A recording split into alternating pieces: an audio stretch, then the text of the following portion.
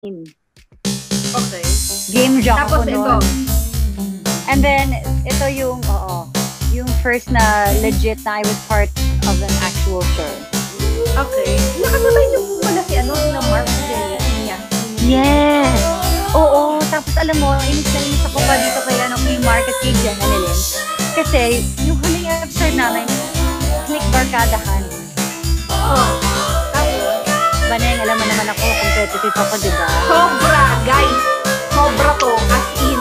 Kung kaya niya akong sapakin habang may challenge na ginagawa, sasapakin niya talaga ako. Sige, go. Competitive ako.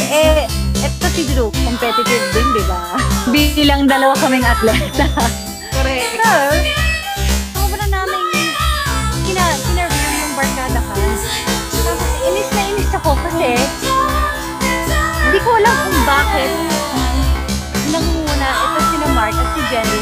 Ang alam ko parang hindi sila dapat yung nangunguna. Dapat kami. Hindi ko matanggap-tanggap. Hindi mo matanggap na tinatalo ka nila? Hindi ko matanggap. Tapos iniisip mo, siyempre, favorite kasi sila yung bagong nanalo sa Starstruck.